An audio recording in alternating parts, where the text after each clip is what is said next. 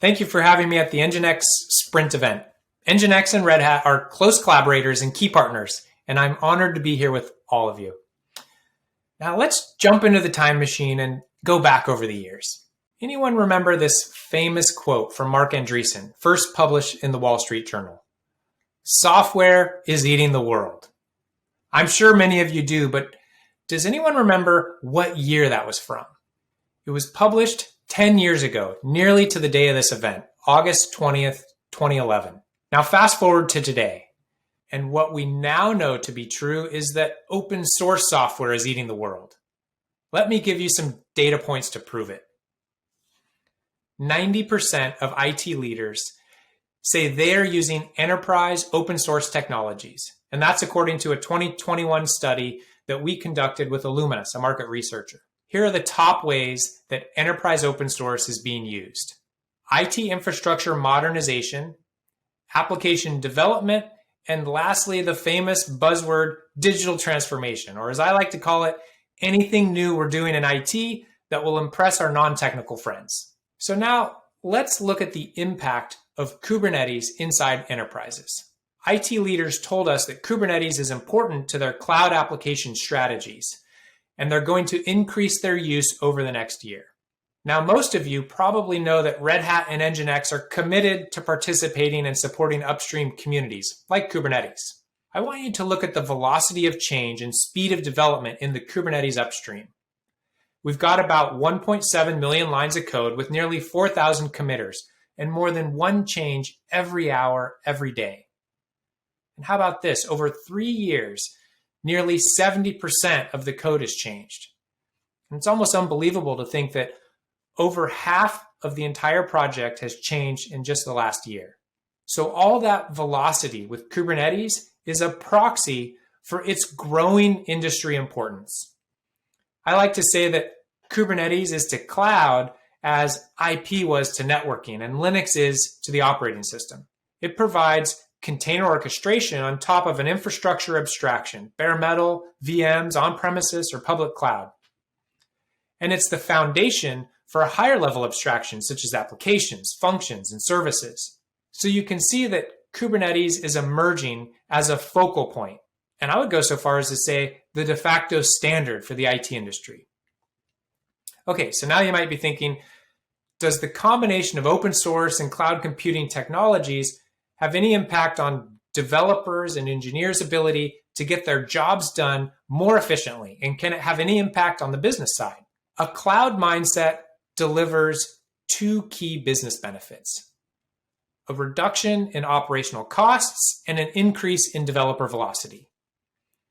In my experience of working with lots of customers and analysts over the years, the average enterprise cost of operating a server is at least 100 times the cost of operating infrastructure at a hyperscaler level.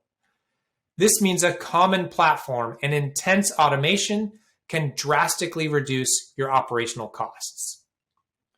The consulting firm McKinsey has done research over the years on the topic of developer velocity. They found that companies enjoy 5 times faster revenue growth that can be attributed to enabling developer velocity.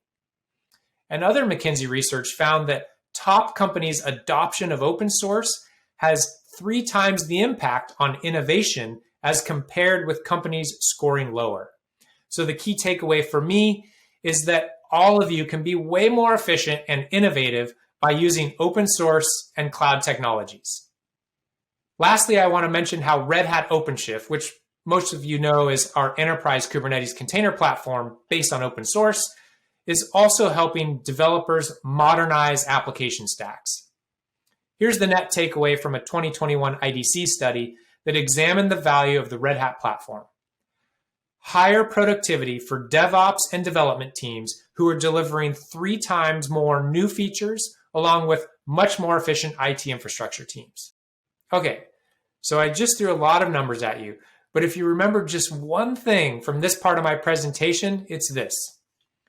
Open source software is eating the world because it enables developers and engineers to create and deploy new applications faster than ever before. So let's talk about what I'm hearing from our customers. You've no doubt heard the expression that every company is a software company today, which makes sense since software has been eating the world for the past decade. So it would follow that modernizing your applications is absolutely necessary. But claiming to be a software company and actually delivering on that promise are two very different things for many enterprises right now. And the challenges are numerous. I speak with hundreds of IT leaders every year, and this is what I've heard. We've got too much legacy and not enough agility in application development. We must modernize our application portfolio for line of business leaders. We have to figure out how to blend on-premises and cloud environments. And we need to enable developers and DevOps teams to do what they do best. The reality for developers, architects, and engineers working in hybrid and multi-cloud environments are oftentimes daunting. Multiple development and deployment models specific to the various cloud vendors can create complexity and confusion, forcing teams to figure out and accommodate the peculiarities of each public cloud platform. A lack of standardization between private cloud vendors often means that using available cloud functionality locks apps into specific cloud platforms, ultimately limiting application portability. And developers need the agility to select hybrid cloud models that make the most sense for the application and the business. These options include lift and shift models to rapidly move existing on-premises apps to the cloud, as well as scalable, secure, and resilient microservices-based application architectures. There's also a lot of complexity in building out services and exposing APIs. Topology is very challenging, and security, well, we all know how scary that world can be. This is where a common platform like OpenShift gets the job done for you. You get unified tools, processes, and pipelines for all apps. Application environments consist of VMs, containers, serverless, and more. And development teams can leverage the same tools, pipelines, and platform for building, managing, and diagnosing issues with all applications. Lastly, all apps, old and new, can benefit from a unified control and DevOps pipeline. Teams can choose the applications they want to refactor or containerize when the time is right. Now I want to share a couple of cool customer examples that demonstrate what companies are able to do when they can overcome challenges and use the technology to its fullest. In the banking industry, technology is driving a new wave of disruption. Everything from open banking to ubiquitous mobile technology is changing the way banks think about their interactions with customers, and many are making changes to adapt. I imagine most everyone here probably has some type of banking app on their phone. And to keep up with consumers like yourselves and upstart competitors, banks need to deliver new IT systems and services fast, and that means new software. To address this need for speed, ANZ Bank in Australia has deployed a container application platform to speed up the development of new banking offerings. And here's one key result. ANZ accelerated deployment time by 98% with no downtime. Now, in the logistics and shipping industry, digital system stability has become mandatory as demand has exploded in our current pandemic environment. And to support growing demand, UPS stood up a new application platform to provide stability and availability. And they were able to cut development cycle time from more than a year to months or even weeks. And for automobile companies, data has become the new fuel, and this is forcing massive scale of digital systems. Today, auto manufacturers are essentially IoT and device companies that also happen to sell car frames with 4 wheels attached. They are using AI ML for real-time analysis of data to support autonomous driving platforms. For example, BMW Group has built their connected drive platform, which scales up to handle 1 billion requests per week from 12 million connected cars. These are just a couple of examples of companies who have removed the friction from the development processes, automated operations, and moved workloads to a cloud platform for a faster delivery of modern software. They are, as I said a few moments ago, realizing the every company is a software company vision that we're all striving toward. But of course, You can't do that without the right networks in place. Modern applications are built from services, accessible via APIs over the network. And you need microservices, tools like API management, a service mesh, and a solid security policy to connect the different parts and services together using the network. The network then brings it all back together. So one big key to modern web scale applications is understanding how you put your applications back together with your network, which is much easier said than done.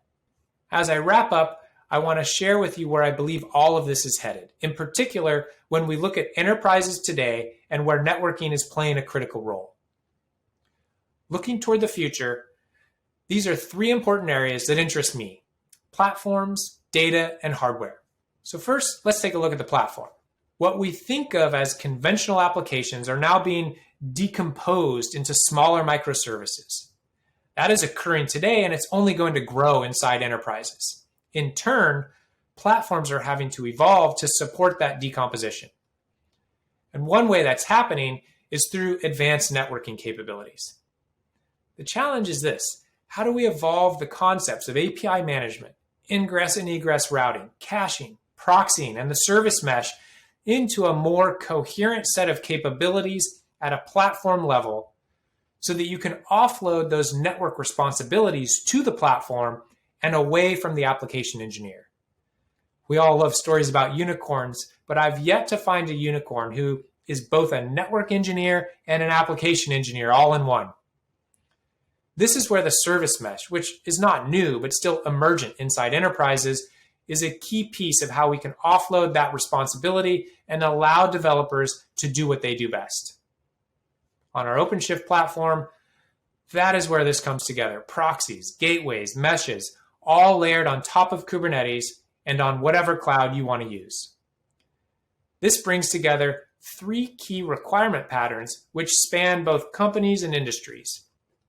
Think event-triggered business logic, data and AI, and an edge-enabled platform to enable you to use your data and AI to look for patterns or anomalies as events to trigger services or functions all the way pushed out to the edge in this common platform.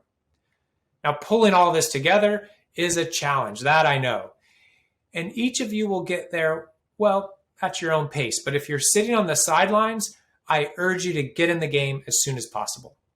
Of course, we all know about the criticality of data, and it's only going to grow as we move forward, both in importance and size.